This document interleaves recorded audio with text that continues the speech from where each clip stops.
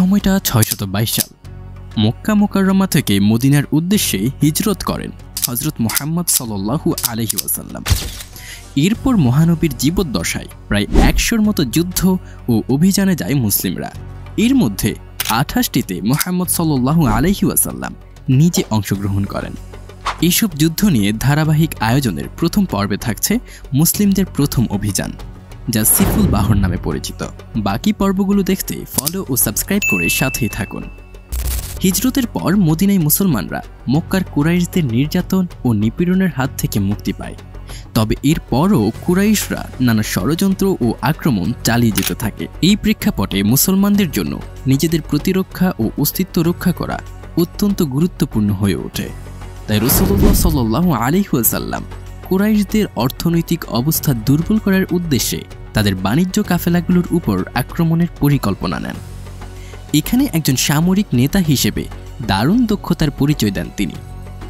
মূলত মক্কাবাসীদের জীবন ছিল ব্যবসা নির্ভর। ব্যবসার মূল কেন্দ্র ছিল শাম দেশ, যাকে বর্তমানে সিরিয়া বলা হয়। ভৌগোলিকভাবে মদিনার অবস্থান ছিল শাম এবং মক্কার মাঝে। ফলে মক্কার ব্যবসায়িক কাফেলাগুলো শামে যেতে হলে বা ফিরতে হলে মদিনার পাশ দিয়েই যেতে হতো। তাদের অর্থনীতির মূলে আঘাত করা এটি ছিল একটা মোক্ষম সুযোগ। মক্কার ব্যবসায়ীদের কাফেলা শাম দেশে কখন যায় আর কখন ফিরে অতি সন্তর্পণে সেই খবর রাখতে থাকেন রাসূলুল্লাহ সাল্লাল্লাহু আলাইহি ওয়াসাল্লাম। ৬২৪ খ্রিস্টাব্দ তথা প্রথম হিজরির রমজান মাস রাসূলুল্লাহ সাল্লাল্লাহু আলাইহি ওয়াসাল্লাম তার চাচা ও দুধ ভাই হামজা ইবনে আব্দুল মুত্তালিবকে ৩০ জন মুহাজির নিয়ে সিফুল বাহর এলাকায় কুরাইশদের একটি বাণিজ্য কাফেলার বিরুদ্ধে অভিযান পরিচালনার নির্দেশ দেন। কাফেলাটি মদিনা থেকে বের হওয়ার সময় রাসূলুল্লাহ সাল্লাল্লাহু আলাইহি ওয়াসাল্লাম পরম যত্নের সঙ্গে একটি সাদা ঝান্ডা তুলে দেন হযরত হামজা রাদিয়াল্লাহু তাআলা আনহুর হাতে। ঐতিহাসিকদের মতে এটাই ছিল ইসলামের জন্য সর্বপ্রথম ঝান্ডা উত্তোলন, যাতে গৌরব লাভ করেন হযরত হামজা রাদিয়াল্লাহু তাআলা আনহু। কুরাইশদের কাফেলাটির নেতৃত্বে ছিল আবু জেহেল।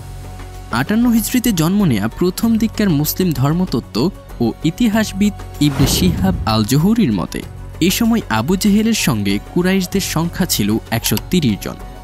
তবে তার পরবর্তীতে মুসলিম স্কলাররা এ বিষয়ে ভিন্ন মত দেন। তারা অধিকাংশই মত দেন আবু জেহেলের কাফেলার সদস্য সংখ্যা ছিল ৩০০ জন। তবে যত মতই থাকুক, এটা নিশ্চিত যে মুসলিমদের চেয়ে তাদের সংখ্যা ছিল কয়েক গুণ বেশি। নির্ধারিত স্থানে উভয় বাহিনী সারিবদ্ধভাবে মুখোমুখি যুদ্ধের জন্য প্রস্তুত।